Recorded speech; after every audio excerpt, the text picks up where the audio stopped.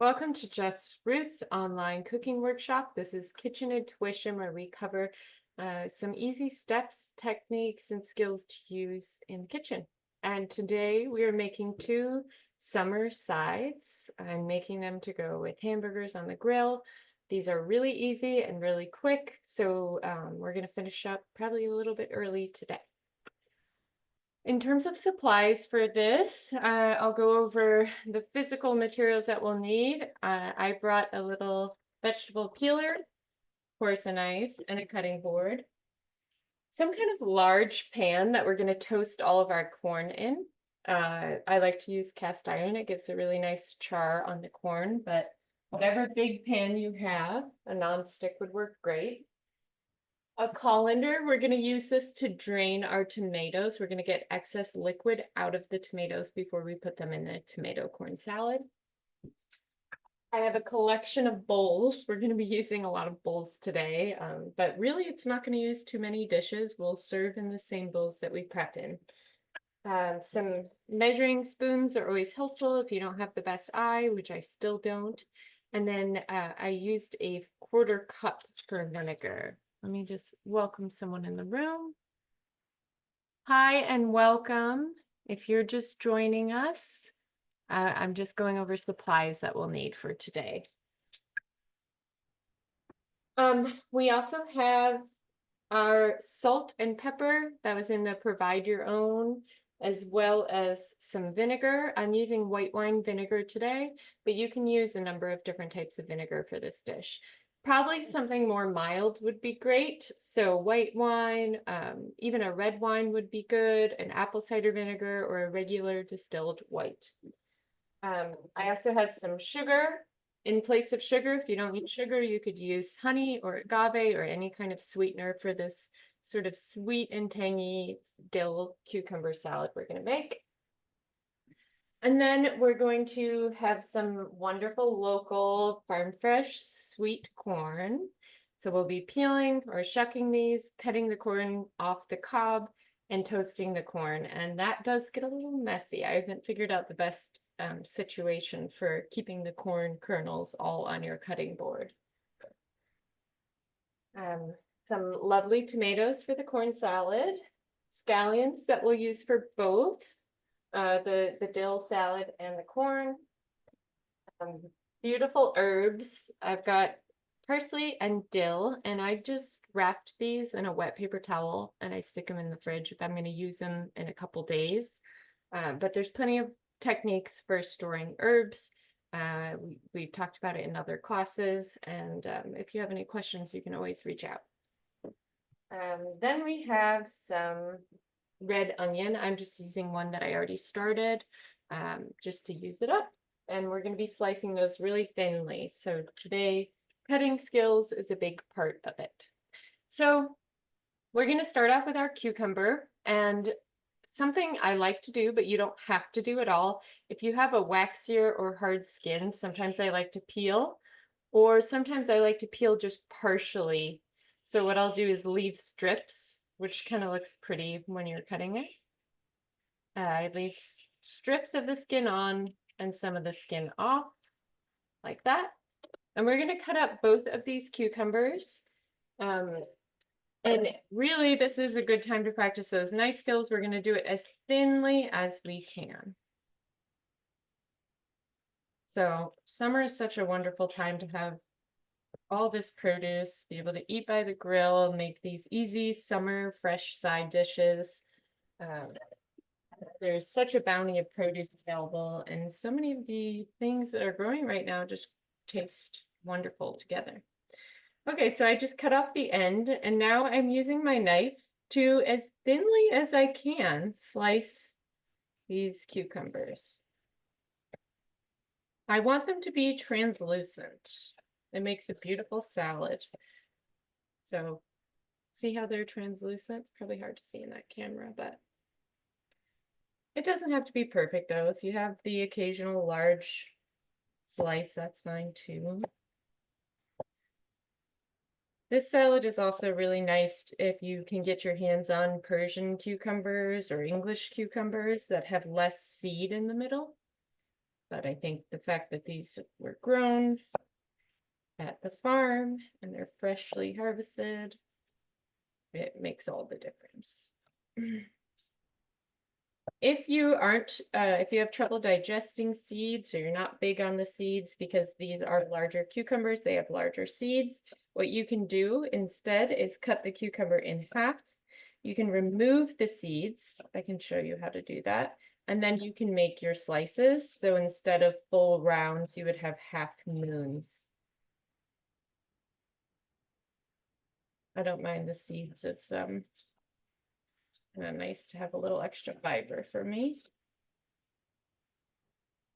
So I'm getting those nice and thin.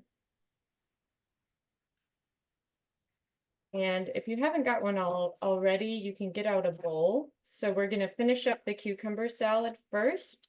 That's going to sit in the fridge for about, I don't know, 20, 30 minutes or until we're ready to eat.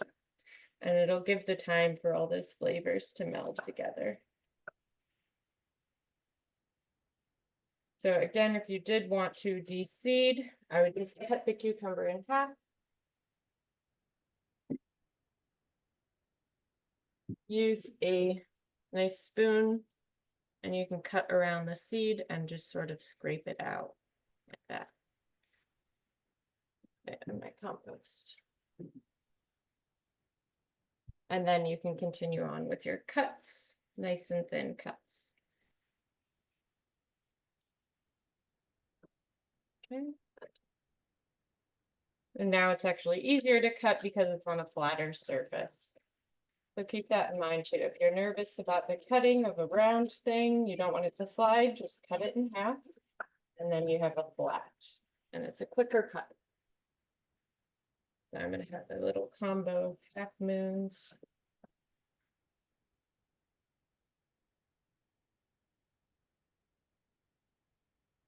So you can do this painstakingly and get them really thin, or you can do them kind of quick. Like that last one I did. It'll be tasty either way. It has plenty of time to soak. Another method that you could use for this is a mandolin. I've cut my finger on them a number of times, but you just slide the cucumber through the mandolin. It's a neat little tool. You can get them for 10, 20 bucks, 20 bucks for a nice one. Oh, let me get a smaller bowl for this one. So I'm just cleaning up my cutting station so I could do my next cucumber. Getting all the already smelling wonderful. And it's a great serving size too. I think I'm gonna do my whole, I like the whole medallion. Make sure you have a sharp knife too. It really helps if you, to avoid kitchen messes and have a nicer cut on your vegetables, make your life easier to get your knives sharpened. Some like stores do it. You can buy a soapstone and sharpen your own knives. And you can buy new knives if you don't like the ones you have. But it really does help to have a sharp knife.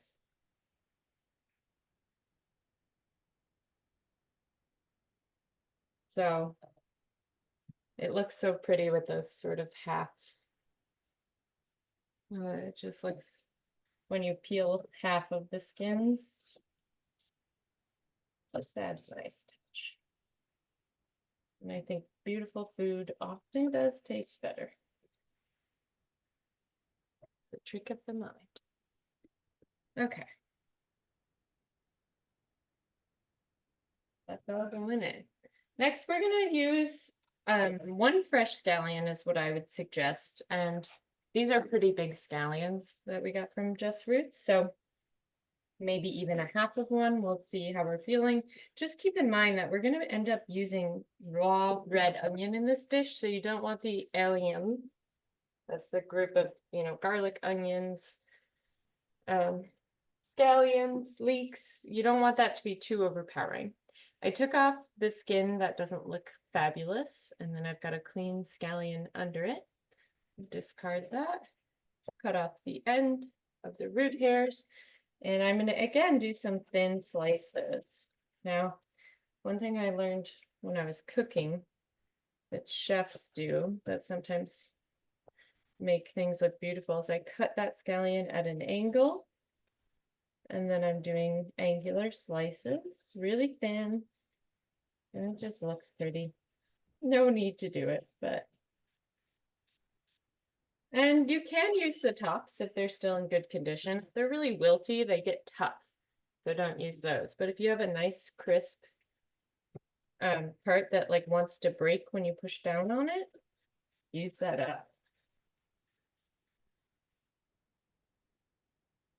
Okay. So that was one scallion, not too overpowering. We're going to use a red onion. So this is up to you. If you're big into onion, you can use up to a half. If you're a little worried about digesting raw onion, you can use a fourth of an onion. The recipe calls for a half, so you can certainly do that. I'm going to see where we get once I start slicing. So I'm aiming to make really thin slices down my onion because I want to taste it, but I don't want a bite full of onion when I'm having this salad. So the thinner onion makes the vinegar able to penetrate it a lot quicker, getting rid of some of that sharp flavor. And I use, you have to be careful doing this, but I often use the backs of my nails as a reference or a guide for my knife, being really careful as I reset it to the top of the onion. And this really helps me get a nice thin slice.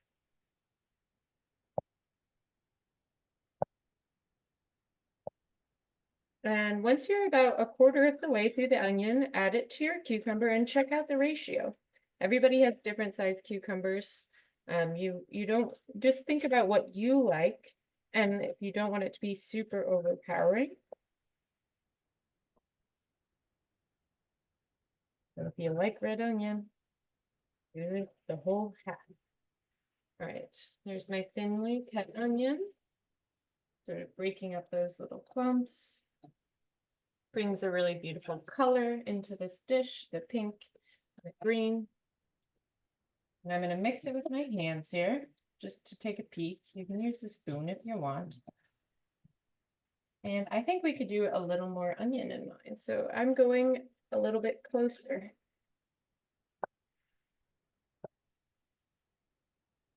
There we go.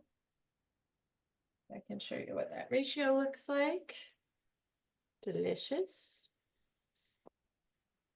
Store the rest of that in a Ziploc. Clean up that station and your knife. All right, so sometimes I like to do this part in a separate bowl, but there's really no need to. Whatever you'd like to do, but I'm going to do it in a small bowl. I'm going to mix my solution so everything gets sort of even and homogenized in our mixture. So we're going to start with our vinegar. As we said before, white wine vinegar is a great choice. If you don't have that, you can use red wine. You can use distilled white vinegar or apple cider vinegar. We're going to do a fourth cup. So this is a really vinegary salad. As I mentioned before, I'm having hamburgers tonight, and it'll be nice to have something light and crisp with it. Then we're going to do a tablespoon of sugar or honey and a teaspoon of salt. Now, you can use honey, sugar, agave, maple syrup might be a little strange, but any of those work. And if you don't, I mean, look at how much cucumber I've got in there. Seems like a lot to do a tablespoon, but it really makes the salad delicious. So if you're cutting back on sugar though, use as much as you're comfortable with. I don't think refined sugar is horrible. I think it is horrible in the amounts that it's present a lot in our foods and our diet, like in a soda pop or something, but I really love cooking with sugar, making medicine with sugar, and using as much as I can the least refined sugar. So that would be like cane sugar or light brown sugar or dark brown sugar. So I'm stirring that in, and then I'm going to use a teaspoon of salt.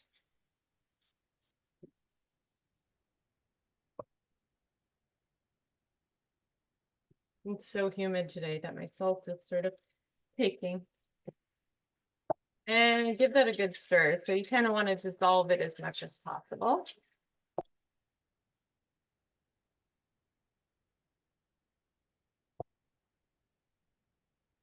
And then we can pour it over our salad once you've done that.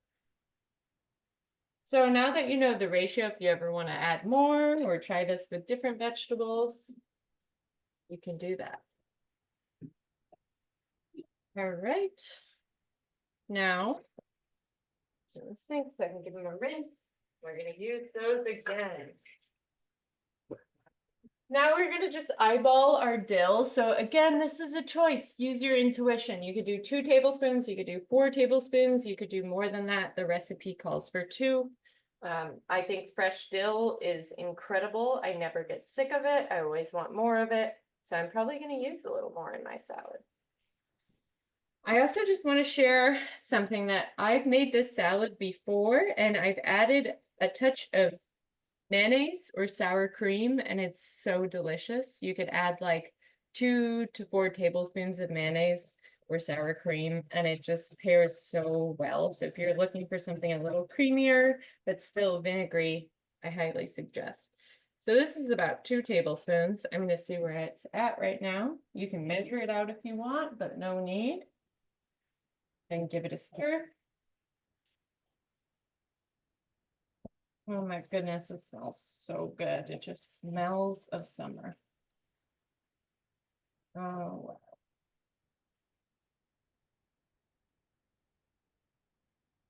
wow. That is fresh. So that looks pretty good, but I'm such a dill fan that I'm going to put in 1 more tablespoon to make it 3. So what I'm doing, I'm just finely chopping that dill. It's okay to get the stems in there. They're nice and tender, especially towards the top. And then I still have all this dill that I get to use. And if I wanted to hold on to it for a while, I suggest cutting the edge of the stems off so that they have an easy time drinking, just like with flowers. It's a new fresh stem. And then stick it in some water in your fridge, or what I had done before is just wrap it in a paper towel, a damp paper towel. Just the stem, really. Put it in a Ziploc bag, and it'll stay good for much longer than you'd imagine. That's the rest of my dill going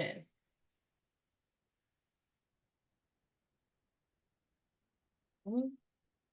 Basically, we're done. So if you want to add some ground pepper to taste, you can definitely do that. But once you've stirred it up, maybe add an 1/8 or a 16th teaspoon of ground pepper, stick it in the fridge, and we're going to let those flavors sort of meld together while we prepare our next dish.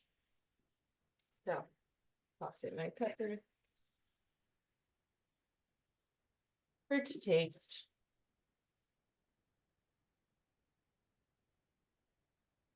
And I'm going to stick it in the fridge, get cleaned up, and start our next activity.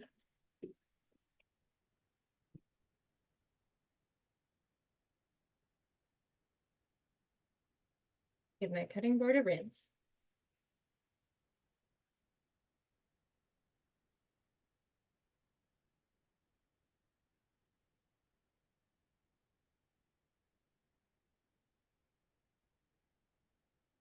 Stuff will wipe down. So next we're making this toasted or caramelized corn and tomato salad. If anyone gets our newsletter who's in our CSA, I just wrote about how things that grow together go together, and corn and tomatoes is no exception. They grow in the same season.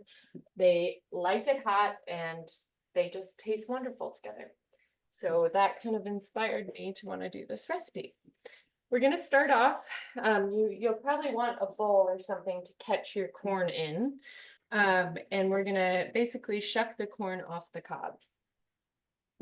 You can do this with whatever knife you have, but obviously exercise caution. You don't want to cut yourself over corn. And we're going to go ahead and shuck those corn. So if you've never done it before, you're reaching at the top and pulling apart layer by layer, or sometimes you can get the whole thing, which I love when it happens, until you see the beautiful, beautiful corn kernels. And I just broke off the end. I want it to sit flat, so that cob part. And you can always cut it too if it doesn't come off easily for you. You're going to do this with all of your corn. And it gets messy with the silk. So you can also do this outside. And speaking of doing this outside, this whole step could be skipped of toasting the corn if you do it on the grill. You can certainly just toss that corn, maybe put a little olive oil on it, and set it on the grill for 10 minutes. Get that nice brown color on the kernels and you're golden. But this is also an easy way to do it. So I didn't really know this until I well into my adulthood, but as a farmer especially, it's funny to not know it, but corn, each one of these silks is responsible for pollinating a kernel. So every single silk had to have pollen land on it in order to make, oh, I've got a little bug on this one. In order to make each kernel full. So when you see the kernels not full, it generally means it wasn't pollinated, that silk that it's responsible for, which is kind of cool. It's like a magical, it's absolutely magical that it actually often happens almost entirely. And it's all by chance, just wind blowing pollen grains onto the corn silks. Wonder how loud this is. So, folks, when you have locally grown corn, you might, this is the second one that I have. When people don't use pesticides, you're going to get pests on it, and that's okay. None of this is going to kill us. What I do suggest is wherever it was eating, like you'll see, I've got a little bit of corn that's gone bad. I'm just going to cut that off. If you want to give it a rinse, you can, but we're going to be cooking it at a high temp. These critters aren't going to kill us. Yeah, something you'll notice, it's kind of nice. It's actually a nice sign for me to see because it means that my corn hasn't been treated with pesticides, which is something that I would much prefer a bug than chemicals in my food. And I'm sure a lot of people feel that way. Yeah. And I've just got one more to go. You can use 4 to 5 kernels. The ratio isn't super important. So if you want to hold on to one of your corns, if you got 5, that's fine, but I'm going to go ahead and do all 4.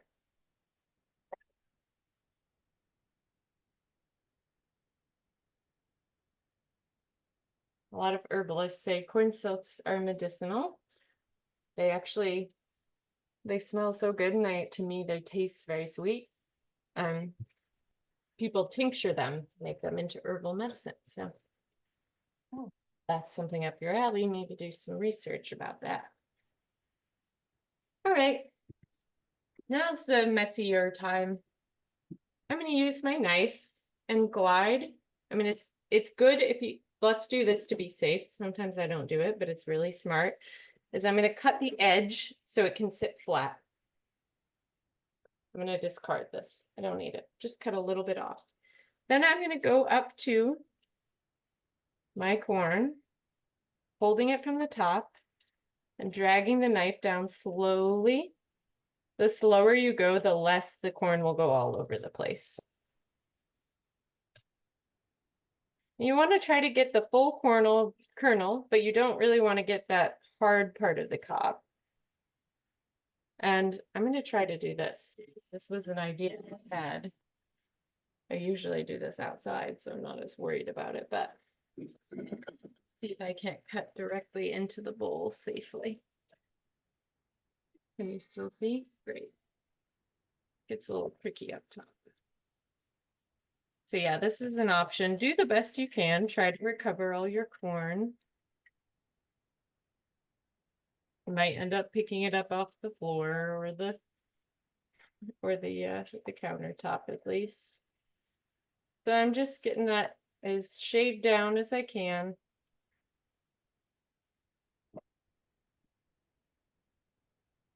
and repeat.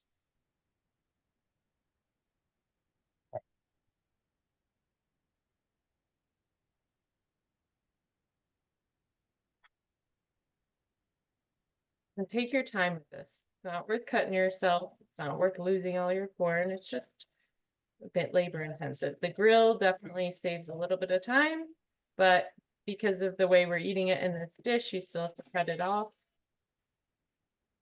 So this is a great thing to make when all that sweet corn goes on sale at the end of summer. You need your last little fix.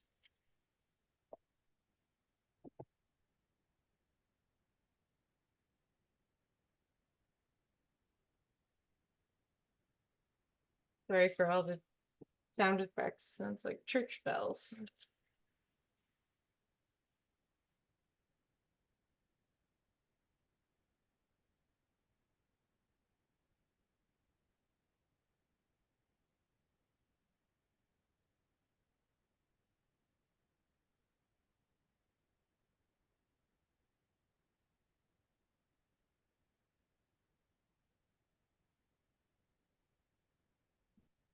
We're aiming for about 5 cups of corn. It's less or more, not a big deal. The nice thing about fresh vegetables and making little summer side dishes is it's certainly an art and not a science. And yeah, I feel like recipes never have to be exacting. You can use your intuition and alter them to what you have and what you need.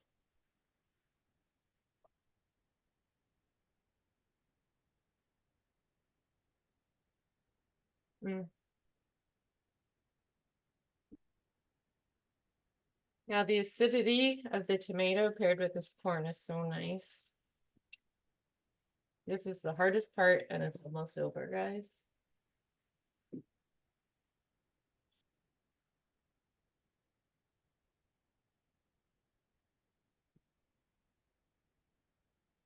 Even a paring knife could work too.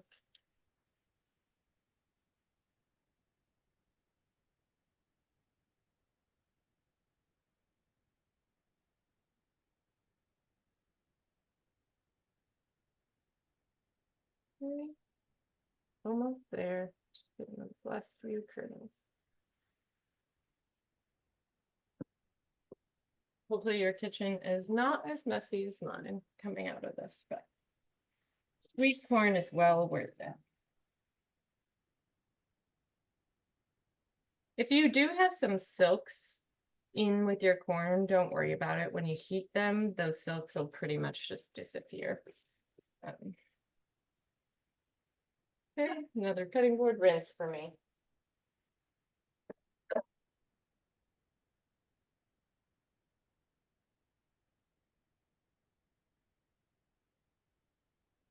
All right, now we're going to move on to our tomatoes. So in this salad, we don't want to make a soup. We don't need a tomato soup. And what we're going to do is we're going to salt tomatoes, which is going to make them sweat, meaning their excess water will leave. This will take about 10 minutes. And it's really, we're not doing it for 10 minutes, just the tomatoes do their thing. We're going to just cut the tomato into chunks. You can do like 1/2-inch chunk. We'll use 2 medium tomatoes. And then you're going to need a colander for this. And another bowl. The bowl is optional, just for me, I can do it right in front of you, right here. But if you want to do this and move your tomatoes into the sink and just let it drain in the sink, that works too. I'm actually going to put this over here so you can see better. We're just, yeah, 1/4-inch cubes or chunks or whatever. You're going to want to remove this sort of pith of the tomato. So I usually cut the tomato on either side of where the stem meets the fruit. And then again, so I'm sort of coring it like an apple. And then I stop where, maybe about here, where it starts to get pretty tough. Okay.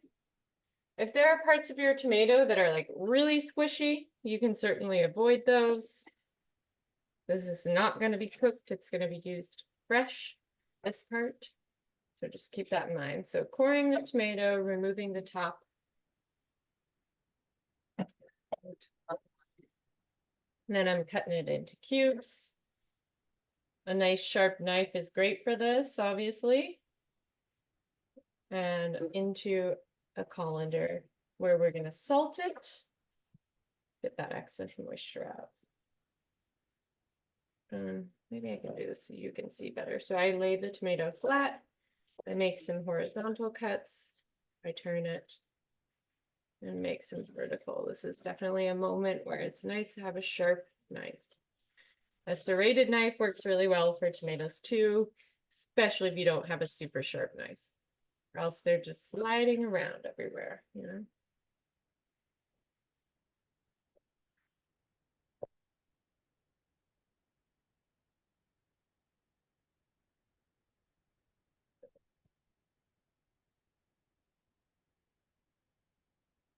And I use my hands in part to hold that tomato in place while I cut it, but I'm always being careful about my finger placement.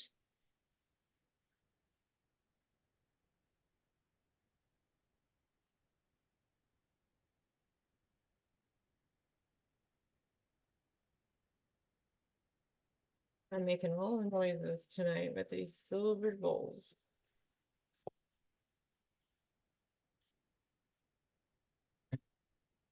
We're doing great on time.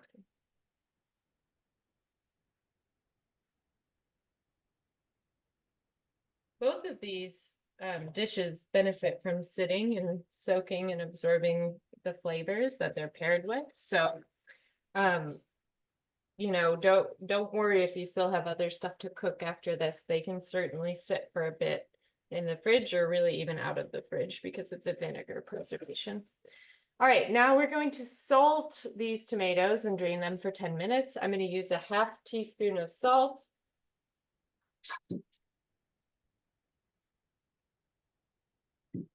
And I'm going to kind of just mix it in with my hands, or you could use a spoon, whatever you want, but I want it to coat the tomatoes pretty evenly. Cooking with my hands has been a great pleasure of mine, except for when you have cuts.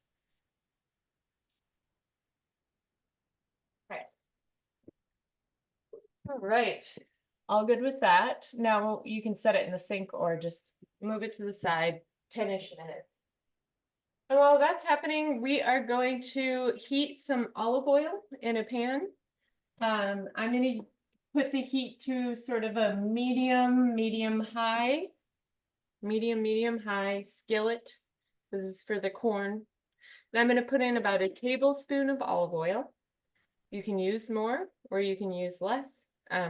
You don't want the corn, you want the corn to caramelize, sort of brown, the kernels. You don't want it to burn. And you may end up needing more olive oil, but 1 tablespoon should do the trick. Get that swirled around, coating the bottom of the pan. If you're using a really big pan, maybe you do a little more to make sure it's coated. Of course, I got it right there. There we go. I'm going to let this oil heat up really nice and hot before I drop my corn in. In the meantime, while that's heating, we can go ahead and start to chop the scallions for our corn. So this one, this is the only allium in the dish, so I think we should use, you know, 2 scallions, or really just about 2 tablespoons of scallions kind of pressed down in there if you want a more direct measurement, but we'll see where we're left off with when we have 2. And just remove those outer leaves and the root hairs. What I would cook with is probably about up to here because it gets wilty. Up to there. Take off those wilty pieces. Now, if I was stir frying something and I could fill them in whole, I would leave that. But because we're having these fresh, I want the best of the best, the cream of the crop. And slice those nice and thin. Just remember, you don't want to take a big bite of scallion, a raw scallion. Just a tomato and scallion salad on its own with a little oil, salt, and balsamic vinegar is a win for me. But adding the sweet, toasted dimensions of corn is incredible. Excited for everyone to have this if you haven't. Although I'm sure it's not a difficult dish to imagine. So what I have here is roughly 2 tablespoons. And I'll take it. You can always add more if you'd like to. And at this point, your oil should be getting pretty hot. So medium, high. Make sure that's good. And I'm going to go ahead and drop in my corn.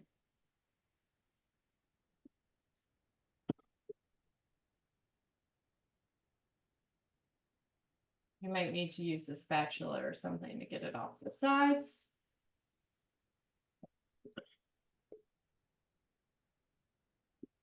And I'm even going to take it a step further, rinse this bowl and use it again.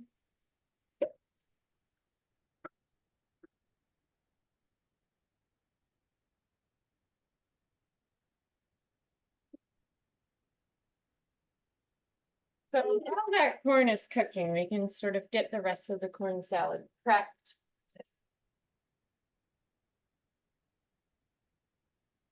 I know my chickens are going to be excited about these cobs.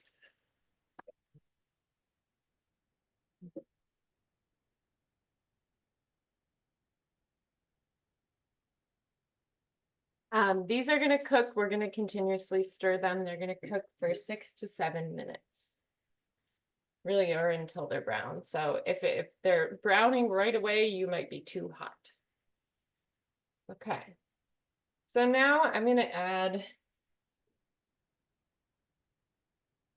some of my seasonings, which is going to be black pepper, salt, white vinegar, very similar to the other one, some more olive oil, rough chopped parsley, and then eventually we'll add some feta to the mix. It's a good idea to stir your corn at the start to make sure that olive oil is spread evenly among the kernels.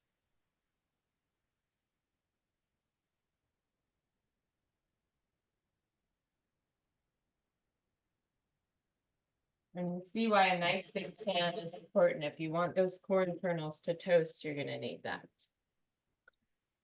Okay, so we're going to use 1.5 tablespoons of white vinegar. White wine vinegar is what I'm using. White vinegar, like regular distilled apple cider. Again, you could use even red wine vinegar for this too. It doesn't really matter. I like white wine. It has like a sweetness to it. So I'm doing 1 1/2 tablespoons of white wine vinegar.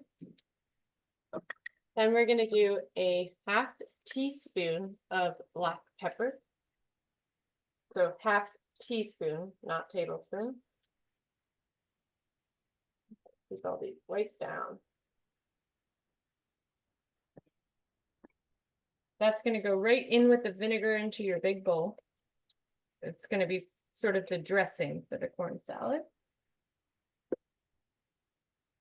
And don't be afraid to experiment with other stuff if you want to throw in your favorite seasonings, like maybe a little bit of cumin or something like that.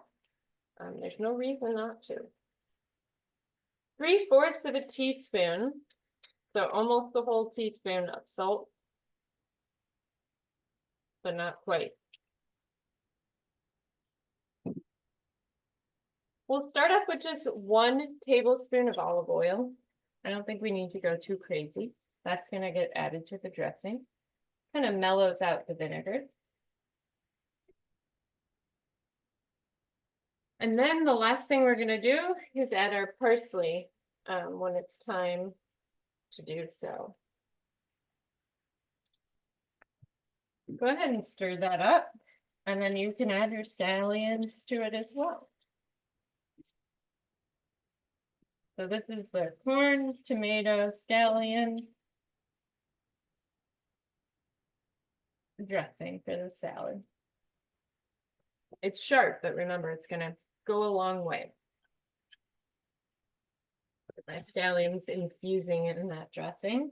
If you don't do it, if you don't make homemade dressing, it's such an easy thing to do, just a little olive oil, lemon juice, or vinegar. But I love using raw garlic and raw scallions in the dressing, maybe just for an hour beforehand, and it really brings such a bold flavor to your dressings that really levels it up. Go ahead and start stirring that corn. I like to leave it sit for a little bit so the bottoms of the corn can start getting a nice char, but now's a good time to start stirring if you haven't already. You'll start to smell almost a sweet popcorn smell. That's a good sign.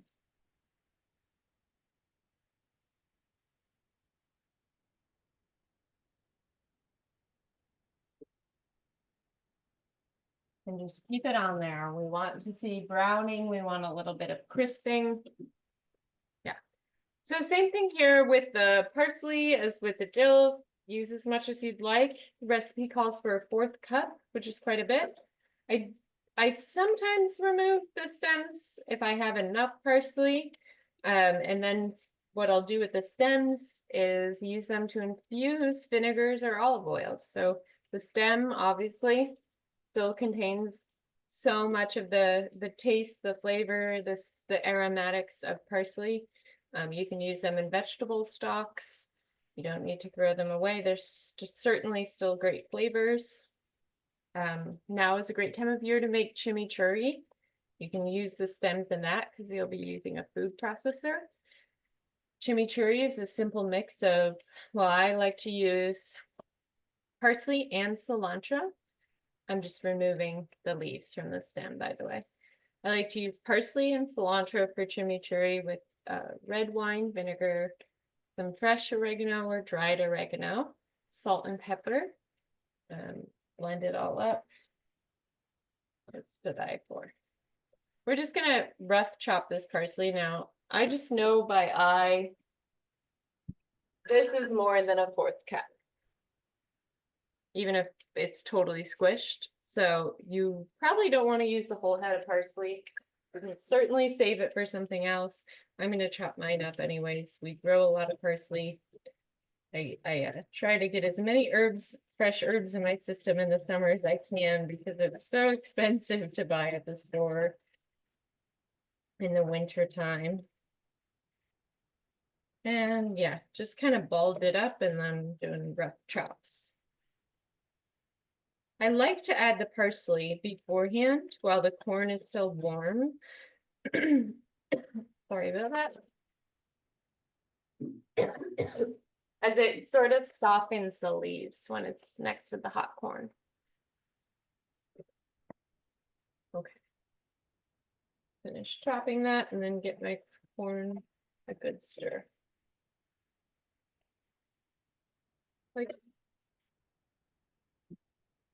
So corn sticking is actually usually when produce or whatever you're cooking starts to stick to your pan, you think I need to add more oil. And in this case, we actually don't want to do that. We want a little bit of that drying to happen so we can get a nice crisp on the corn. I am now starting to see some of my kernels turn brown, so it happens pretty fast. Look, had a bit of a sneeze. I'm gonna add that parsley into my scallion dressing mix.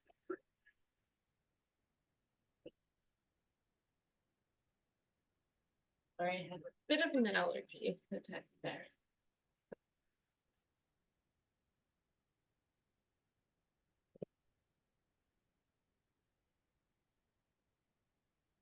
I'm just making sure to scrape that corn up the bottom and give it a good stir so all the corn has a little bit of time touching the bottom of that pan.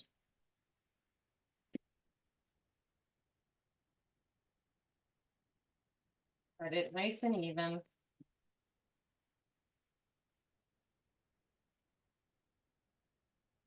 If you're seeing any burning, turn the heat down. Don't need that.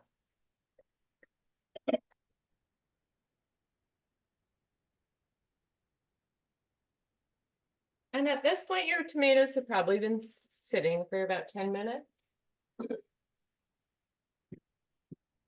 Here's what I've drained, quite a bit of liquid there. That's good. You can drain them longer if you want, but I think it's nice to have some liquid to mix this all up. The recipe says to wait to add your tomatoes till the corn cools. I don't think that's necessary personally, but do whatever you'd like. But I really don't think it's necessary. I kind of like it going in to sort of bring like a heat and a warmth to the parsley leaves and the scallions. You can stir that whenever you're ready.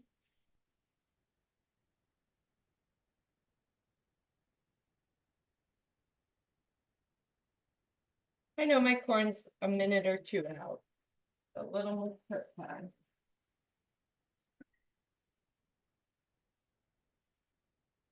You might hear it start to pop like popcorn does. That's not a bad sign. Although it does get a little messy.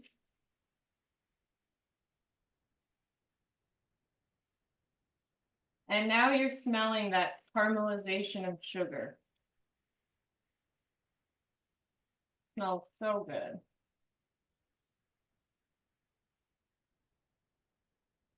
Because sweet corn is so sweet, we don't even have to add sugar.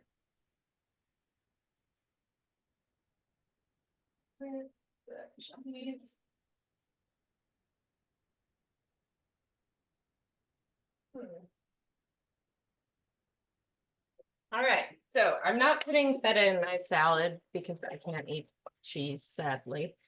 But this is incredible local Maplebrook Farm cheese. And what I suggest doing is simply taking some of the cheese out. You can even break it with your hand or cut it with a knife. And for the salad, just letting it crumble in your hands into little pieces. And you can put that in at the end. I do recommend waiting to do this part until everything is cooled. So I'm just making a bunch of tiny little feta crumbles with my hands. You can use a spoon too.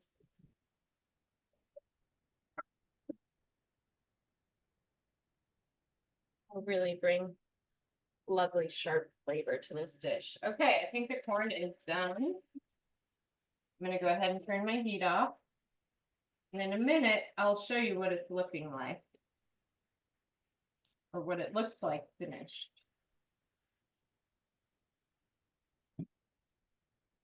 Okay, so we've got browning on the kernels.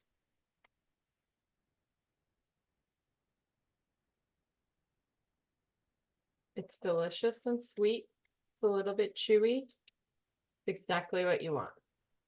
You can wait to add the corn until it's no longer hot, or you can go ahead and be like me, a little impatient, and do it now.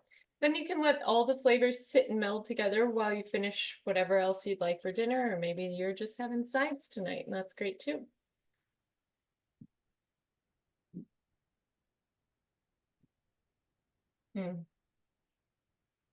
Got corn kernels popping all over the place. I wonder if you do too.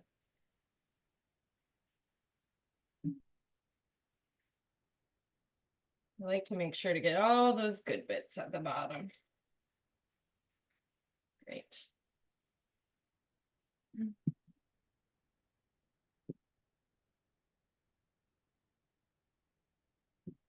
Give that a good stir.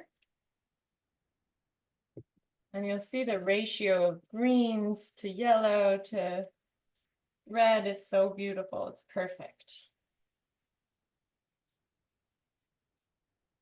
And you'll notice if you did do what I did to add your corn, you really get a stronger aroma of the tomato coming out as it's being warmed by the corn. Et voila, a gorgeous corn salad. Go ahead and put your Maplebrook feta in there when you're feeling up to it. When the dish is cooled, I'm going to grab the cucumber.